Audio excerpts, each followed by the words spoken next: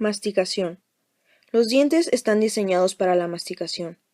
Los incisivos poseen una fuerte acción de corte, mientras que los molares ejercen una acción trituradora. La acción conjunta de todos los músculos maxilares ocluye los dientes con una fuerza que puede llegar a 25 kilogramos en los incisivos y a 100 kilogramos en los molares. La mayor parte de los músculos de la masticación están inervados por ramas motoras del quinto par craneal, y el control del proceso de la masticación depende de núcleos situados en el tronco del encéfalo. La activación de zonas reticulares específicas de los centros del gusto del tronco encefálico induce movimientos masticatorios rítmicos. Además, la estimulación de distintas áreas del hipotálamo, la amígdala e incluso la corteza cerebral próxima a las áreas sensitivas del gusto y del olfato desencadenan la masticación. Reflejo masticatorio. La presencia del bolo alimenticio en la boca desencadena primero el reflejo inhibidor de los músculos de la masticación, por lo que la mandíbula desciende. A su vez, esta caída inicia un reflejo de distensión de los músculos mandibulares que induce una contracción de rebote. A continuación, la mandíbula se eleva automáticamente para ocluir los dientes y al mismo tiempo el bolo se comprime de nuevo contra el revestimiento bucal, lo que se traduce en una nueva inhibición de la musculatura mandibular con caída de la mandíbula, un nuevo rebote. Este ciclo se repite una y otra vez. Deglución. La deglución es un proceso complicado, sobre todo porque la faringe ejecuta una función tanto respiratoria como deglutoria. En general, la deglución puede dividirse en una fase voluntaria, que inicia el proceso de la deglución, una fase faringe involuntaria, que consiste en el paso de los alimentos hacia el esófago a través de la faringe, y una fase esofágica, o también llamada involuntaria, que ejecuta el paso de los alimentos desde la faringe al estómago. Fase faríngea de la deglución. Cuando el bolo alimenticio penetra en la parte superior de la boca y en la faringe, estimula las áreas epiteliales receptoras de la deglución, situadas alrededor de la entrada de la faringe y sobre todo en los pilares amigdalinos. Los impulsos que salen de estas áreas llegan al tronco del encéfalo e inician una serie de contracciones automáticas de los músculos faringios. Primero, el paladar blando se eleva para taponar las coanas e impedir el reflujo de alimentos hacia las fosas nasales. Segundo, los pliegues palatofaringeos a cada lado de la faringe se desplazan hacia la línea media. De esta manera, forman una hendidura sagital a través de la cual los alimentos pasan a la parte posterior de la faringe. Esta hendidura tiene una acción selectiva y solo permite el paso con facilidad de los alimentos bien masticados. Tercero, las cuerdas vocales de la laringe se aproximan con fuerza al tiempo que los músculos del cuello tiran y desplazan hacia arriba de todo el órgano. Estas acciones, combinadas con la presencia de ligamentos que impiden el ascenso del epiglotis, obligan a ésta a inclinarse hacia atrás para cubrir la entrada de la laringe. Todos estos fenómenos impiden la entrada de los alimentos en la nariz y en la tráquea. Cuarto, el ascenso de la laringe también tracciona del orificio de la entrada al esófago hacia arriba y lo amplía. Al mismo tiempo, los 3 o 4 primeros centímetros de la pared muscular esofágica, una zona llamada esfínter esofágico superior o esfínter faringoesofágico, se relajan para que los alimentos penetren y así se desplacen con mayor facilidad desde la faringe posterior hacia la parte superior del esófago. Entre deglución y deglución, este esfínter permanece fuertemente contraído y por tanto impide la entrada de aire en el esófago. Quinto, al mismo tiempo que se eleva la laringe y se relaja el esfínter faringoesofágico, se contrae la totalidad de la musculatura faríngea, empezando por la parte superior y descendiendo en forma de onda peristáltica rápida hacia las regiones media e inferior del órgano, que impulsan los alimentos al esófago. Control nervioso del inicio de la fase faríngea de la deglución. Los impulsos se transmiten desde los pilares amigdalinos a través de las ramas sensitivas de los nervios trigémino y glosofaríngeo hacia el tracto solitario. El inicio de las fases sucesivas del proceso de deglución está controlado automáticamente por las áreas neurales distribuidas por toda la sustancia reticular del bulbo y la porción inferior de la protuberancia. El centro de la deglución son las áreas del bulbo y de la región inferior de la protuberancia que controlan la deglución. Fase esofágica de la deglución. El esófago suele desarrollar dos tipos de movimientos peristálticos, primarios y secundarios. El peristaltismo primario es una simple continuación de la onda peristáltica que se inicia en la faringe y que se propaga hacia el esófago durante la fase faríngea de la deglución. Esta onda recorre el tramo de la faringe hasta el estómago de 8 a 10 segundos. Si la onda peristáltica primaria no logra mover hasta el estómago la totalidad del alimento que ha penetrado en el esófago, se producirán ondas de peristaltismo secundario debidas a la distensión de las paredes esofágicas provocada por los alimentos retenidos. Estas ondas persisten hasta que se completa el vaciamiento del órgano.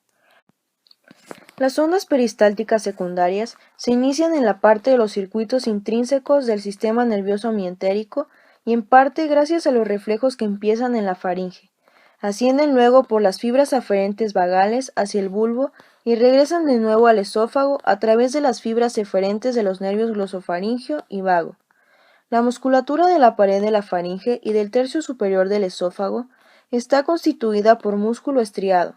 Por tanto, las ondas peristálticas de estas regiones solo están controladas por impulsos de los nervios esqueléticos de los nervios glosofaringeo y vago. En los dos tercios inferiores del esófago, la musculatura es lisa, pero esta porción está sometida también a un fuerte control de los nervios vagos, que actúan a través de sus conexiones con el sistema nervioso mientérico del esófago. Relajación receptiva del estómago.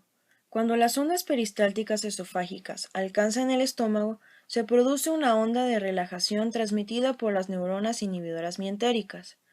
El estómago y el duodeno se relajan cuando esta onda alcanza el extremo inferior del esófago. Función del esfínter esofágico inferior.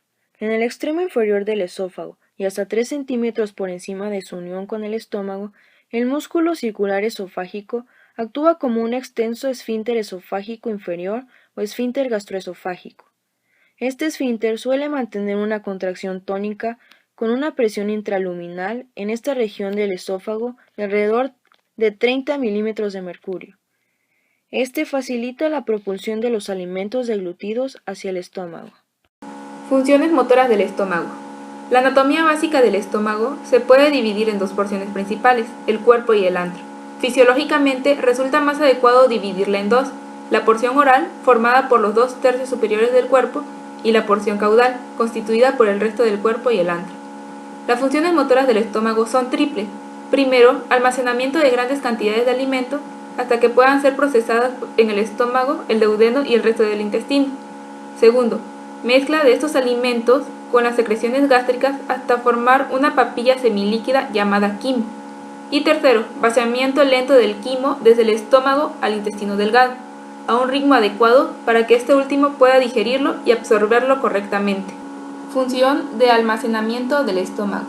Cuando los alimentos penetran en el estómago, forman círculos concéntricos en la porción oral, de modo que los más recientes quedan cerca de la abertura esofágica y los más antiguos se aproximan a la pared gástrica externa. Normalmente, la distensión gástrica por entrada de los alimentos desencadenan un reflejo vagovagal que parten desde el estómago hacia el tronco del encéfalo y vuelve al estómago para reducir el tono de la pared muscular del cuerpo gástrico, que se va distendiendo para acomodar cantidades progresivas de alimento hasta alcanzar el límite de relajación gástrica completa, situado en alrededor de 0.8 a 1.5 litros. En tanto, la ocupación no se aproxime en este límite, la presión dentro del estómago se mantendrá baja. Mezcla y propulsión de alimentos en el estómago, el ritmo eléctrico básico de la pared gástrica. Los jugos digestivos del estómago proceden de las glándulas gástricas, que cubren la casi totalidad de la pared del cuerpo gástrico, salvo una estrecha banda a lo largo de la cobertura menor del órgano. Estas secreciones entran en contacto inmediato con la porción de alimentos que permanecen almacenadas junto a la superficie de la mucosa gástrica. Cuando el estómago contiene alimentos, la parte superior o media de la pared inicia débiles ondas peristálticas, las ondas de constricción, también llamadas ondas de mezcla, que se dirigen hacia el antro siguiendo la pared gástrica con un ritmo de alrededor de cada 15 a 20 segundos. Estas ondas se inician por el ritmo eléctrico basal de la pared digestiva, que corresponde a ondas lentas eléctricas que aparecen de forma espontánea en la pared gástrica. Conforme las ondas de constricción avanzan desde el cuerpo del estómago hacia el antro, aumentan de intensidad y algunas se hacen extraordinariamente intensas, dando lugar a potentes anillos peristálticos de constricción, desencadenados por la potencial de acción, que impulsan el contenido antral hacia el píloro con una presión cada vez mayor. Estos anillos de constricción también desempeñan un papel de gran importancia en la mezcla de contenido gástrico. Cada vez que una onda peristáltica desciende por la pared del antro en dirección al píloro, excava profundamente en el contenido alimentario del antro. Sin embargo, como el orificio pilórico es tan pequeño, solo 1 mililitro o menos del contenido antral llegan al duodeno con cada onda peristáltica. Además, cuando una onda peristáltica se aproxima al píloro, el propio músculo pilórico se contrae, dificultando el vaciamiento. En consecuencia, la mayor parte del contenido del antro resulta comprimido por el anillo peristáltico y retrocede de nuevo al cuerpo del estómago, en lugar de seguir hasta el píloro. En definitiva, el anillo peristáltico constrictivo móvil, junto con el retroceso por compresión denominada retropulsión, constituye un mecanismo de mezcla de enorme valor en el estómago. Una vez que los alimentos se han mezclado con las secreciones gástricas, el producto resultante que circula hacia el intestino recibe el nombre de quimo.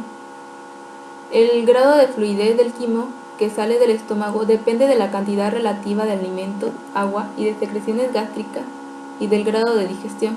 El aspecto del quimo es el de una pasta semilíquida y turbia.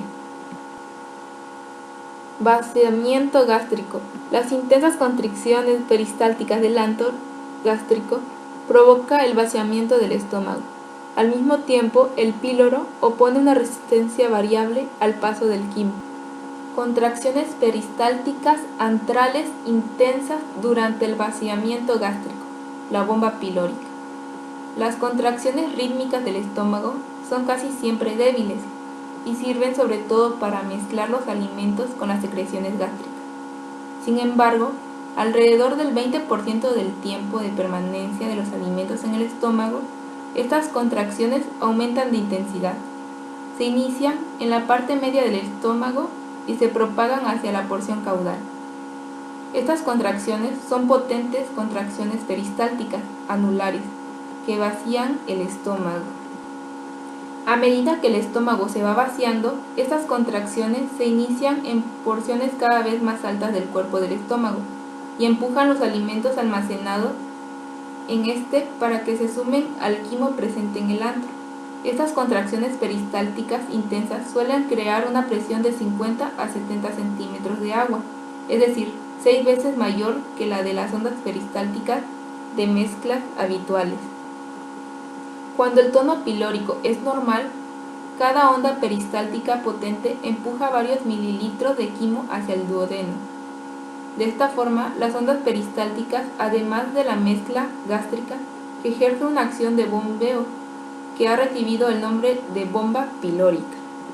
Misión del píloro en el control del vaciamiento gástrico. El orificio distal del estómago es el píloro.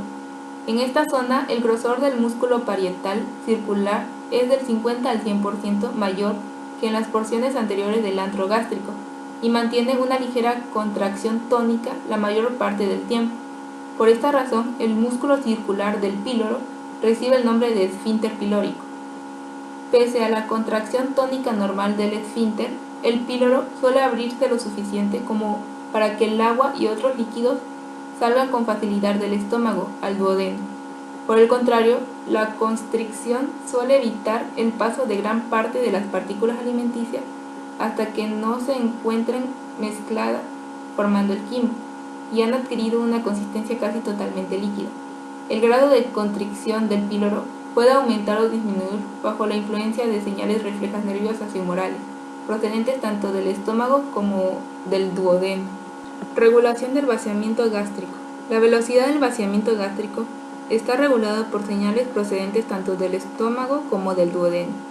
Sin embargo, Este último es el que proporciona las señales más potentes para el control del paso del quimo, de forma que no llegue nunca en una proporción superior a la que el intestino delgado es capaz de digerir y absorber.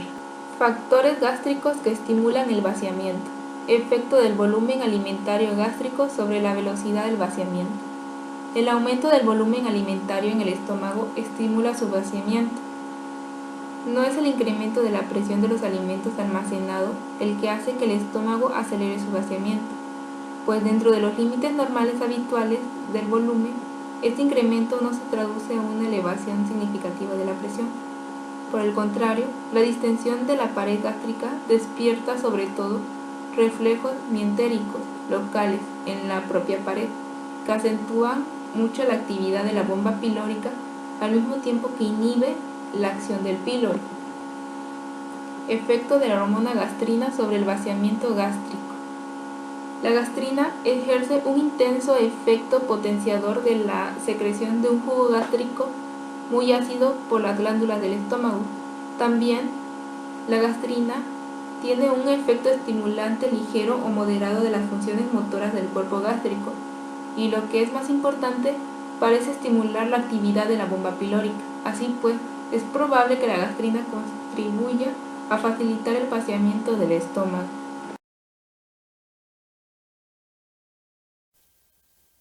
Factores gástricos que estimulan el vaciamiento. El aumento del volumen alimentario en el estómago estimula su vaciamiento. Este mayor vaciamiento no obedece a las razones que serían de esperar, ya que no es el incremento de la presión de los alimentos almacenados el que hace que el estómago acelere su vaciamiento, pues dentro de los límites normales habituales de volumen, este incremento no se traduce en una elevación significativa de la presión. Por el contrario, la distensión de la pared gástrica despierta sobre todo reflejos mientéricos locales de la propia pared que acentúan mucho la actividad de la bomba pilórica al mismo tiempo que inhiben la acción del píloro. Efecto inhibidor de los reflejos nerviosos enterogástricos del duodeno. Cuando los alimentos penetran el duodeno, desencadenan múltiples reflejos nerviosos que se inician en la pared duodenal y regresan al estómago, donde reducen o incluso interrumpen el vaciamiento, cuando el volumen duodenal de quimo es excesivo. Estos reflejos siguen tres vías. 1. Directamente desde el duodeno al estómago a través del sistema nervioso mientérico de la pared gastrointestinal. 2.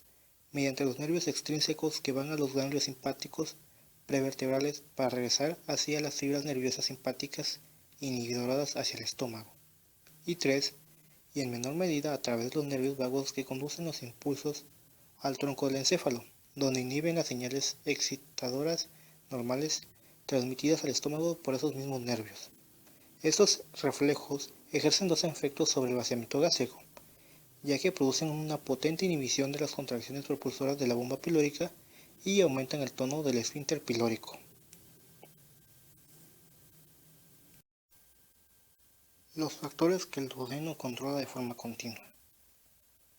Entre ellos encontramos el grado de distensión del duodeno, la presencia de cualquier grado de irritación de la mucosa duodenal, el grado de acidez del quimo duodenal, grado de osmolalidad del quimo y la presencia de determinados productos de degradación en el quimo.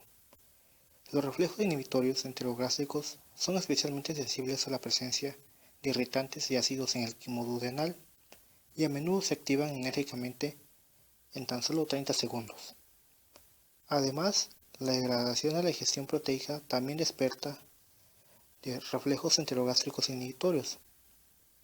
Y por último, los líquidos hipotónicos o hipertónicos también desencadenan reflejos inhibitorios. La retroalimentación hormonal del duodeno inhibe el vaciamiento gástrico. No solo los reflejos nerviosos desde el duodeno al estómago inhiben el vaciamiento gástrico, sino también hay hormonas liberadas por la parte alta del intestino quienes ejercen esta misma función. Los estímulos para la producción de estas hormonas son fundamentalmente las grasas que penetran en el duodeno, si bien otros tipos de alimentos incrementan asimismo su producción, aunque en menor grado. Estas grasas extraen varias hormonas de del epitelio duodenal y yeyunal, uniéndose a los receptores de las células epiteliales. Además, estas hormonas son transportadas por la sangre hacia el estómago, donde inhiben la actividad de la bomba pilórica y al mismo tiempo aumentan ligeramente la fuerza de contracción del esfínter pilórico. Estos efectos son importantes porque la digestión de las grasas es mucho más lenta que la de la mayor parte de los demás alimentos. No se conocen por completo las hormonas que inhiben la motilidad gástrica por mecanismo de retroalimentación.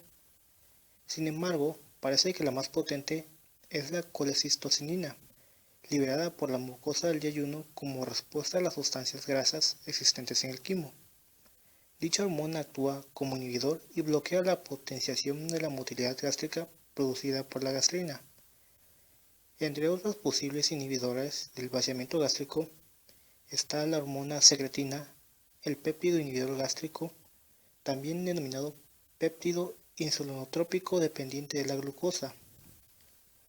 La secretina se libera sobre todo en la mucosa duodenal en respuesta a la llegada de ácido gástrico desde el estómago atravesando el píloro.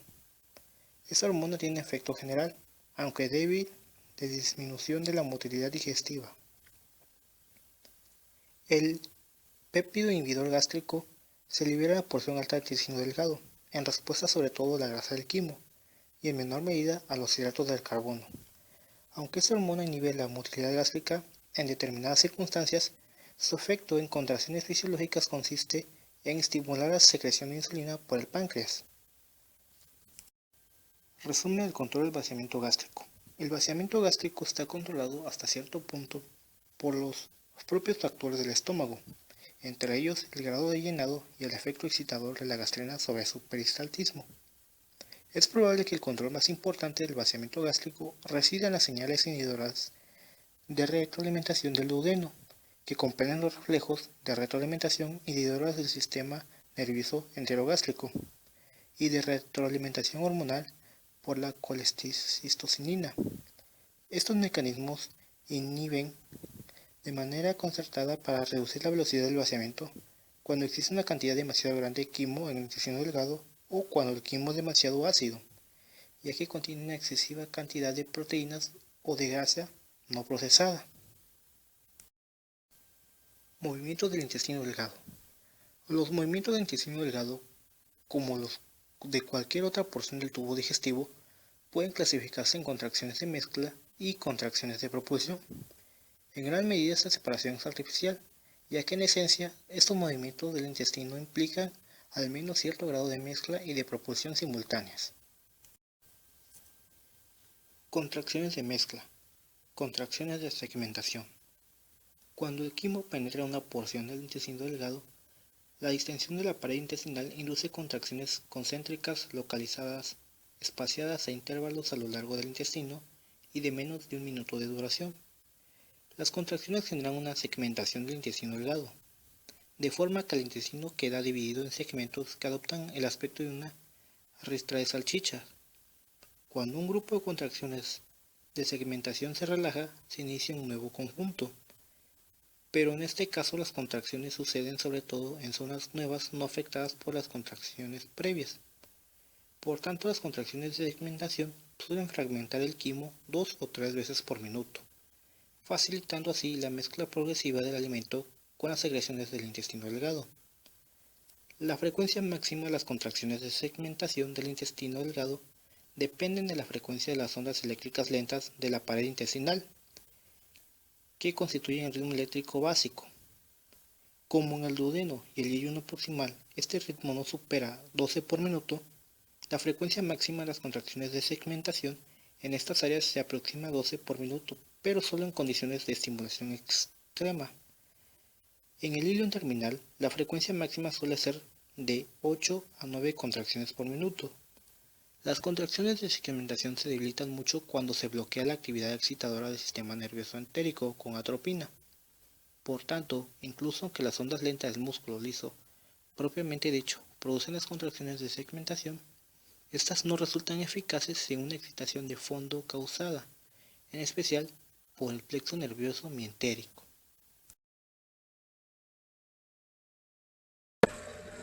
Movimientos propulsivos.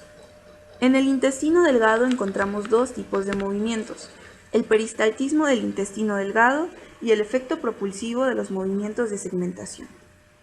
Peristaltismo del intestino delgado. Las ondas peristálticas empujan el quimo a lo largo de todo el intestino delgado.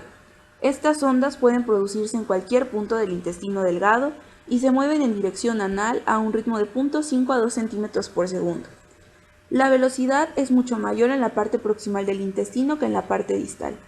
En condiciones normales, estas ondas son débiles y suelen desaparecer después de solo 3 a 5 centímetros.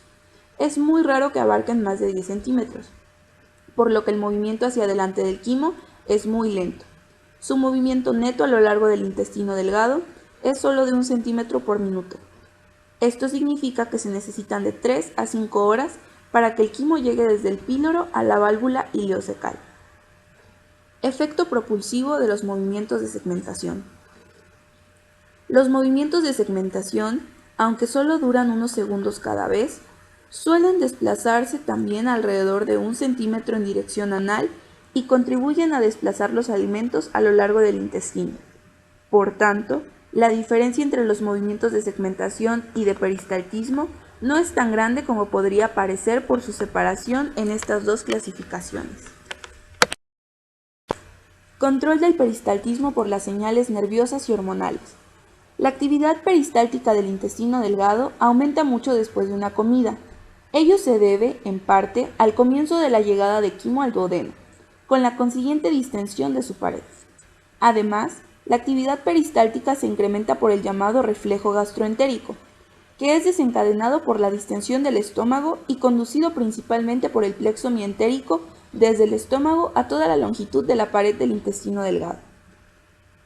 Además de las señales nerviosas que afectan el peristaltismo del intestino delgado, existen varios factores hormonales que también influyen sobre él, como son la gastrina, la colecistocinina, la insulina, la motilina y la serotonina, todas las cuales estimulan la motilidad intestinal y se secretan durante las distintas fases del procesamiento de los alimentos. Por otra parte, la secretina y el glucagón inhiben la motilidad del intestino delgado. La importancia fisiológica de cada uno de estos factores hormonales en el control de los movimientos sigue siendo motivo de discusión. La función de las ondas peristálticas del intestino delgado no solo consiste en favorecer la progresión del quimo hacia la válvula ileocecal, sino también en extenderlo por la superficie de la mucosa intestinal. Cuando el quimo penetra en el intestino procedente del estómago, provoca la aparición de ondas peristálticas que comienzan de inmediato a extenderlo a lo largo del intestino. Este proceso se intensifica a medida que aumenta la cantidad de quimo presente en el duodeno. A veces, al llegar a la válvula ileocecal, el quimo queda bloqueado durante varias horas, hasta que la persona ingiere otra comida, momento en que un reflejo gastroileal intensifica el peristaltismo del íleon y obliga al quimo restante a atravesar la válvula ileocecal para llegar al ciego. Acometida peristáltica.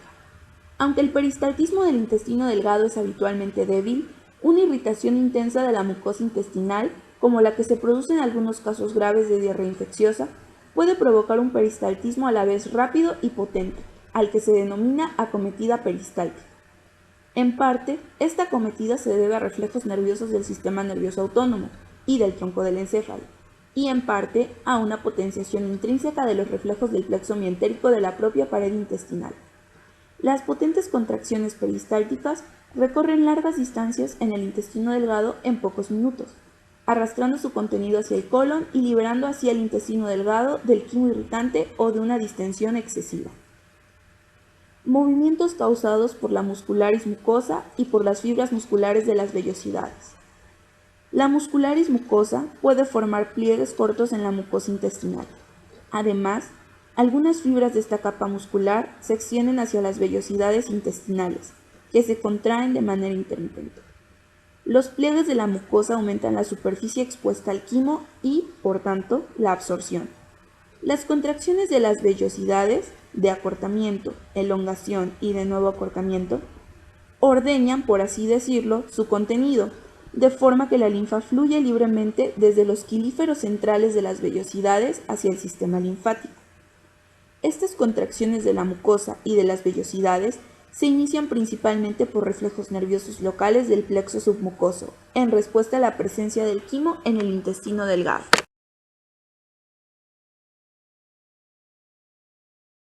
Función de la válvula ileocecal.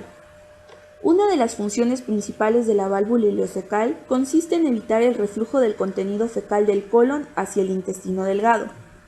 Como muestra la figura 63.4, las valvas de la válvula ileocecal sobresalen hacia la luz del ciego, por lo que se cierran con fuerza cuando el contenido de éste trata de atravesarlas por un exceso de presión en su interior. En general, la válvula puede resistir presiones inversas de 50 a 60 centímetros de agua. Además, los últimos centímetros de la pared del íleon previos a la válvula ileocecal poseen una gruesa capa muscular circular llamada esfínter ileocecal. Este esfínter suele estar ligeramente contraído y reduce la velocidad del vaciamiento del contenido ileal hacia el ciego, salvo inmediatamente después de una comida, ya que el reflejo gastroileal antes descrito intensifica el peristaltismo en el íleon y permite el vaciamiento de su contenido hacia el ciego. La resistencia de la válvula ileocecal al vaciamiento prolonga la permanencia del quimo en el íleon, facilitando así su absorción.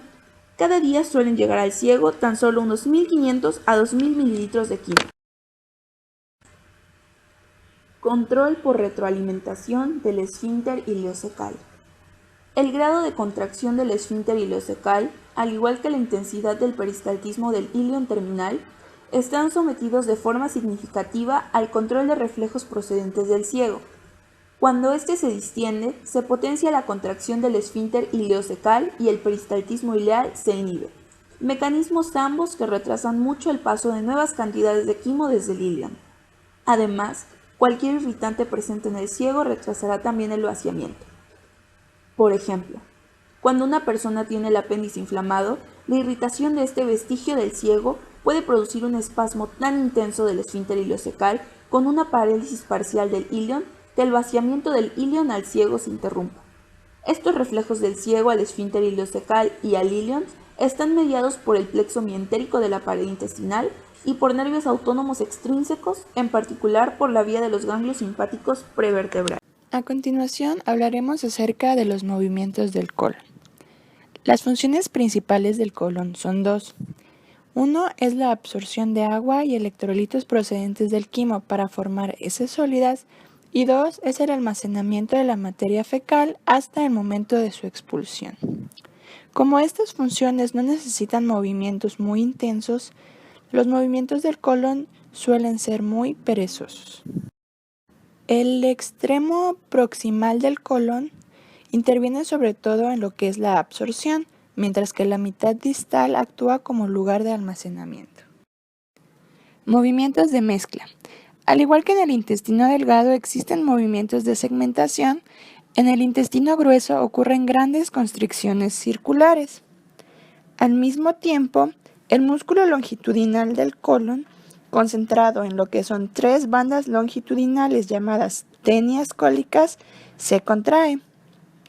Estas contracciones combinadas de las bandas tanto circulares como longitudinales hacen que la porción no estimulada del intestino grueso sobresalga hacia afuera, formando lo que son protrusiones a modo de sacos llamadas austras. El contenido fecal del intestino grueso va siendo ordeñado y empujado lentamente, colocándose en lo que es la superficie del intestino grueso. Y entonces, a continuación se da lo que es una absorción progresiva de líquido y sustancias disueltas, hasta que solo quedan de 80 a 200 mililitros de heces para su evacuación diaria. Movimientos propulsivos de masa. Desde el ciego hasta el sigma, la propulsión depende de los movimientos de masa durante muchos minutos cada vez. Estos movimientos suelen ocurrir solo entre 1 y 3 veces al día, sobre todo durante unos 15 minutos que siguen a la primera hora del desayuno. Un movimiento de masa es un tipo modificado de peristaltismo que se caracteriza por la aparición de un anillo de constricción. Los 20 centímetros o más del colon distales a este anillo de constricción pierden sus austras y se contraen como una sola unidad. La serie completa de movimientos de masa suele persistir de 10 a 30 minutos, luego cesa y puede reaparecer al mediodía. Cuando la masa de heces llega al recto, aparece el deseo de defecar. Defecación. A pesar de lo que muchos podemos llegar a pensar, el recto casi nunca contiene heces. Cuando un movimiento de masa fuerza a las heces a penetrar en el recto, surge lo que es el deseo de la defecación. El goteo continuo de material fecal se evita por la contracción tónica de un esfínter anal interno y un esfínter anal externo. El esfínter anal interno no es más que un engrosamiento de músculo liso circular de varios centímetros de longitud. Se encuentra inmediatamente anterior al ano. Y por otro lado, el esfínter anal externo está compuesto por músculo voluntario estriado que rodea al esfínter interno y se extiende en sentido distal a partir de él. En este esfínter anal externo interviene lo que es el nervio pudendo, lo cual se le atribuye que es de control voluntario. Gracias al reflejo intrínseco y al reflejo parasimpático, ambos denominados reflejos de la defecación, surge una serie de pasos, las cuales llevan a lo que es la defecación. Como primer número tenemos, las heces obviamente penetran el recto. Entonces la distensión de la pared rectal emite señales aferentes, iniciando ondas peristálticas, impulsando las heces hacia el ano. El esfínter anal interno se relaja a causa de señales inhibidoras. Se relaja de forma consciente y voluntaria el esfínter anal externo y surge lo que es la defecación. Todos estos pasos son gracias al reflejo intrínseco. Sin embargo, para que la defecación se efectúe, intervienen los segmentos sacros de la médula espinal. Asimismo, señales parasimpáticas aumentan mucho la intensidad de las ondas peristálticas y entonces el proceso de defecación se vuelve potente, en donde se vacía la totalidad del intestino grueso desde el ángulo esplénico del colon hasta lo que es el ano.